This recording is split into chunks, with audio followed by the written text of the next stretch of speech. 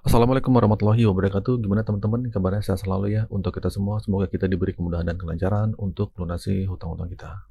Oke, mungkin lu lagi ngerasain pahitnya telat bayar atau sedang gagal bayar, bahkan nggak sanggup lagi untuk bayar pinjol. Nah, rasanya kayak dihantui setiap hari. Ancaman datang silih berganti, tekanan bikin kepala pusing tujuh keliling, ya nggak? Gue tahu berdamai sama diri sendiri di kondisi kayak gini emang berat banget. Gue sih berharap, gue mohon banget, sudahi paniknya. Ekonomi sekarang tuh lagi sulit banget bro. Kenapa? Keadaan itu makin gak baik-baik saja. Kalau lu terus biarin ketakutan ini menghantui, lu bisa jadi hancur beneran. Bayangin aja, buat makan aja susah untuk sekarang. Mikir besok makan apa, biaya sekolah anak gimana, udah beli buku anak sekolah gimana, seragam sekolah juga bagaimana, biaya hidup untuk makan besok bagaimana.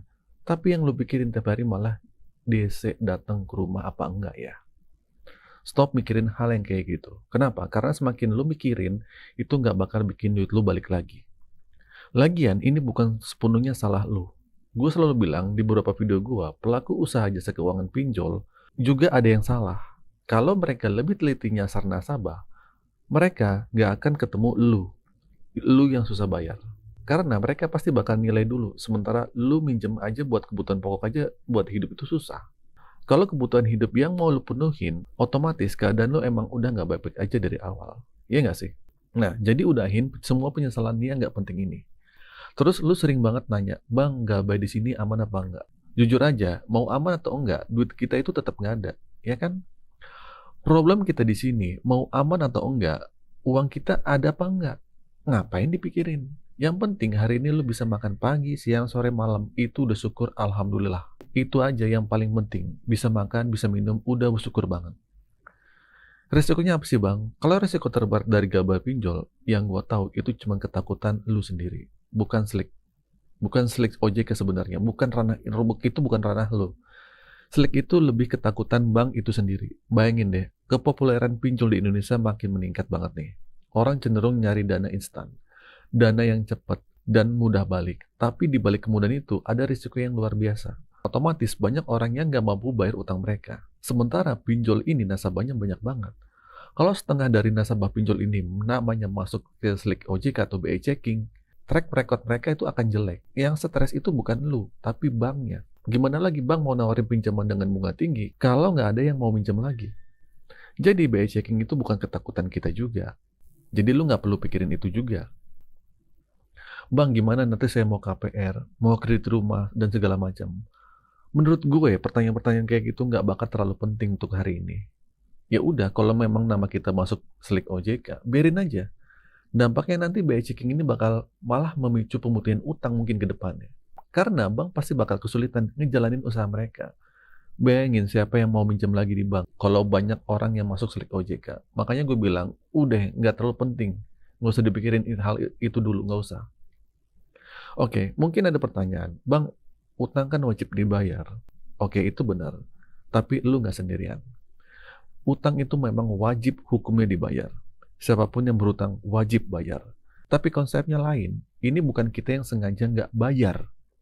Tapi faktanya keadaannya memang udah nggak memungkinkan lagi untuk dibayar. Selama ini lu sibuk nyelesain utang kan? Lu coba lunasin, lu coba menyelesaikan. Pada akhirnya apa? Kemiskinan yang melilit diri lu sendiri. Gue harap lu sadar ya, jangan sampai nggak sadar. Oke, terus tentang masalah DC datang ke rumah. Ini santai aja. Ada yang nanya, gimana bang kalau DC datang ke rumah? Ini jadi problem besar juga buat sebagian teman-teman. Seakan-akan DC datang ke rumah itu udah kayak malaikat maut. Padahal nggak ada apa-apa. Setiap perbankan itu punya DC. Baik di lapangan maupun di kantor. Bahkan koperasi yang belum terdaftar di OJK pun ada DC-nya. Jadi menurut gue bukan masalahnya yang harus dibesar-besarkan. Kenapa sih harus dibesar-besarkan? Lu nggak mampu jujur ya, nggak mampu terbuka sama orang sekitar, sama keluarga. Coba dijujur deh. Kalau lu jujur dan terbuka sama orang sekitar lu nggak perlu capek-capek lagi nanya, Bang ada desa apa enggak? Bang ada FC lapangan apa enggak? Jadi capek sendiri nantinya. Nah, pelaku jasa keuangan emang syaratnya memang harus punya DC. Tapi DC yang benar-benar berkualitas. Jadi kalau nanti lu dikunjungin sama DC, nggak perlu takut, nggak perlu cemas. Yang penting lu paham aja apa yang harus lu lakuin kalau berhadapan sama debt collector pinjol. Contohnya nih, kita penting banget tahu POJK 2018. Yang mana setiap pelaku usaha jasa keuangan yang kerja sama pihak ketiga harus dilengkapi dengan ID card, surat kuasa, sertifikat profesi di bidang penagihan atau SPPI. Nah, kita penting juga nanya soal itu kalau DC ini datang. Yang penting lu nggak nunjukin kelemahan lu di depan DC yang berkunjung nanti. Itu aja PR-nya. Terus apa yang harus kita katakan, Bang? Ya katakan sejujurnya, katakan yang sebenarnya, apapun pemicunya sehingga lu nggak mampu bayar. Sesimpel itu. Jangan dibikin serumit mungkin. Yang rumit itu cuma pemikiran kita. Coba deh lo analisa lagi. Selama ini yang lu takutin itu cuma pemikiran lu sendiri. Kayak lu bakal di penjara, aset lu ditarik, lu bakal diproses jalur hukum. Nah, pertanyaan gue gini. Tolong ya, jawab di kolom komentar.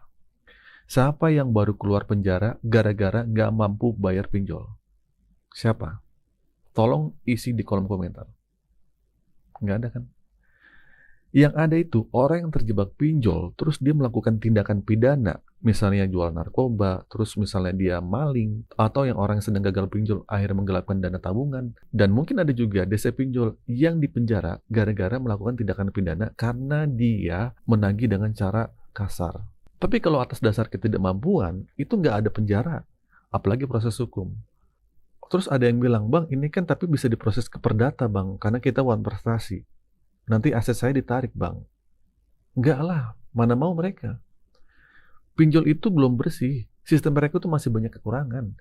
Jadi kalau dia melimpahkan ke perkara ke jalur hukum, otomatis nanti hakim tuh bakal bingung.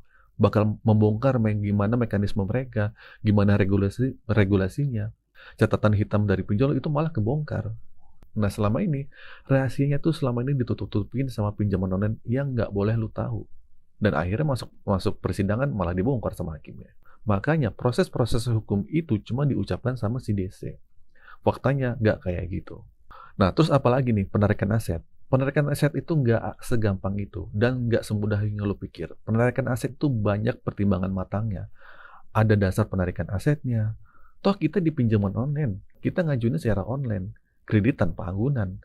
Semua sudah berlanjut kepada kesepakatan. Nggak ada jaminan fidusia. Di dalamnya itu nggak ada. Lain halnya kalau kita mengagunkan sertifikat tanah, BPKB, BPKB motor atau mobil, itu baru siap-siap aja. Yang jelas buat teman-teman semua, lu galbay, lu nggak akan ngelakuin pembayaran atas dasar ketidakmampuan. Semuanya aman. Selagi lu mampu mengendalikan cara berpikir lu, itu garis besar itu aja. Nah, oke, simpulannya, kendalikan pikiran. Terus kalian juga boleh gabung komunitas galbay. Intinya, yang gue tangkap dari pertanyaan-pertanyaan lu semua itu bukan fakta risiko galbay pinjol, tapi cuma sebatas fakta ketakutan yang menguasai pikiran lo. Jadi jangan ada lagi ketakutan lagi, jangan ada lagi kecemasan lagi. Terus juga kalian boleh gabung komunitas pinjol apapun lah. Maksudnya gabung komunitas galbay pinjol. Khusus yang untuk sharing ya, bukan komunitas yang untuk sengaja galbay, bukan. Ya mungkin kalian boleh ada YouTuber lain yang punya komunitas solusi hutang atau gimana gitu.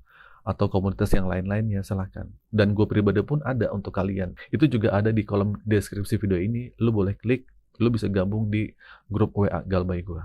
Di situ kita bisa sharing. Orang yang sudah galbay berapa, bagaimana cara dia menangani galbay pinjol. Karena dengan kayak gini, lu akan merasa tidak sendirian. Banyak orang yang terjebak juga dengan kondisi lu. Ya. Oke, itu saja teman-teman video kali ini. Semoga video ini bermanfaat, tercerahkan juga pikirannya. Akhir kata dari saya, Assalamualaikum warahmatullahi wabarakatuh.